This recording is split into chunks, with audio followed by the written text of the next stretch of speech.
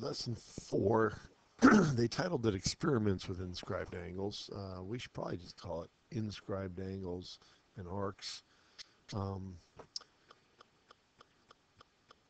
start with, we're defining things.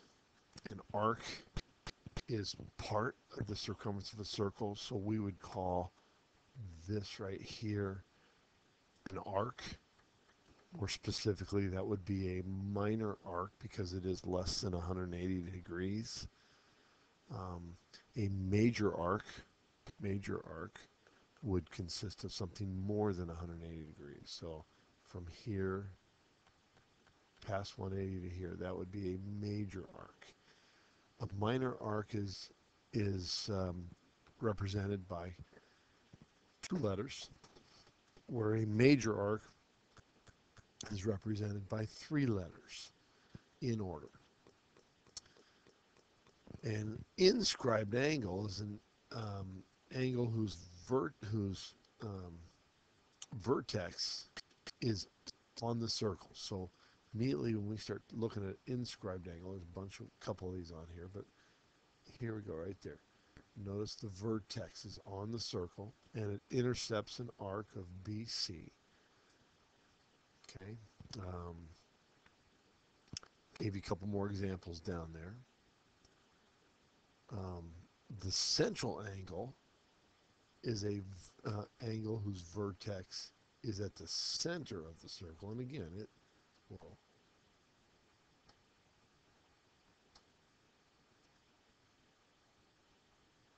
at the center of the circle, and again, it intercepts an arc right there. And then, and again, you got some examples you can look at.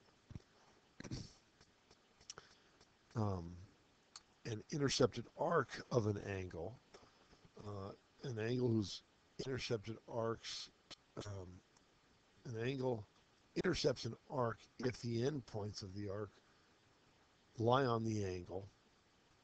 All other points of the arc are in the interior of the angle, and each side of the angle contains the endpoint of the arc. And that, I think, is more confusing than anything else. They said ED has an intercepted arc of ECD. So let's take a look at that. ED is right here. There's my intercepted arc. ECD is the inscribed angle. So an intercepted arc is anything that the angle has in the arc or in the angle. You can have an intercepted arc of a central angle here also. There's a central angle and we have an intercepted arc here at BC.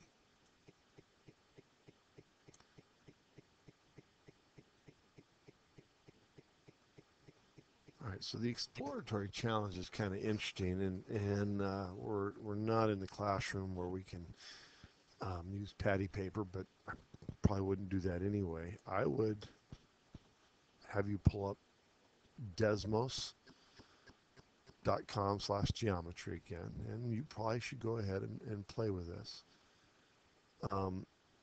And what they're asking us to do here is to go ahead and create 3 points on here on this circle, A, B, C. So literally, we're going to ignore this one because that changes the size of the circle. So I'm just going to hide that for now. I'm going to put A,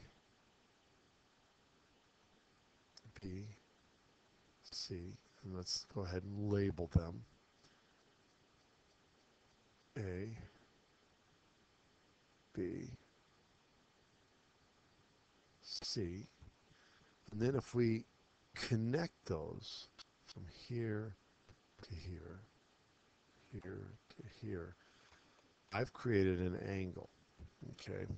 And this is called an inscribed angle. I'm going to measure the angle here. This is kind of interesting here. So if I measure from here to here to here, notice that it put a 93-degree angle in here. We're gonna play with that for just a minute. Notice that no matter where that vertex is, between between A and C, 93 degrees doesn't change. Kind of interesting, isn't it? If I move this, right, I've got a smaller angle now, right? But even still, 66 does not change.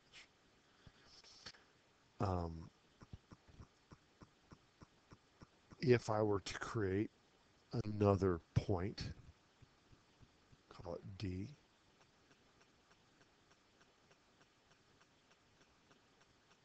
look at that, and create another angle here,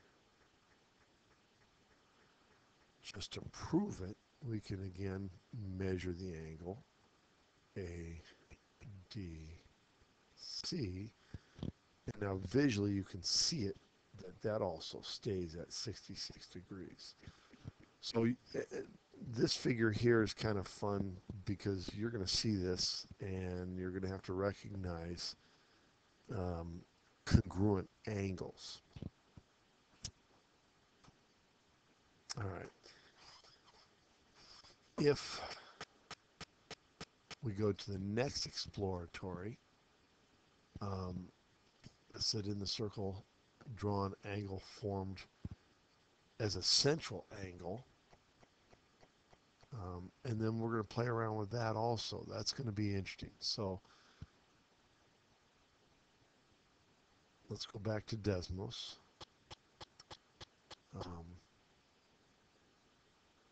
I'm just going to hide some of this stuff.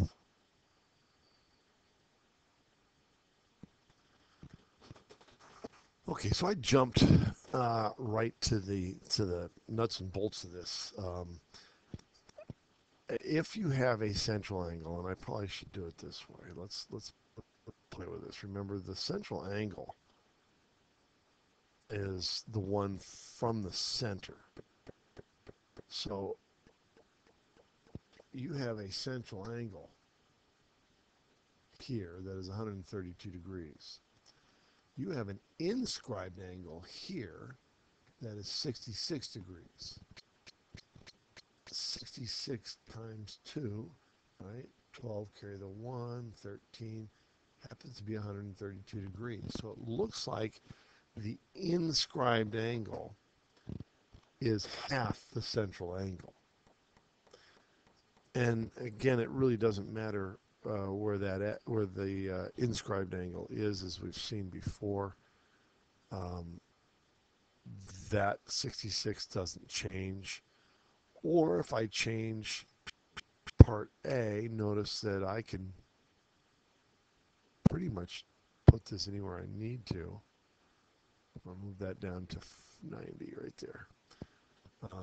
So you've got a 90-degree angle and a 45-degree angle. An inscribed angle, in other words, the vertex is on the circle, is half the intercepted arc. Another one that we already know, let's verify what happens if this is 180 degrees. Then we know that the inscribed angle is 90. Creates a right angle. Doesn't matter where that is, as long as the inscribed angle intercepts a diameter or 180 degrees.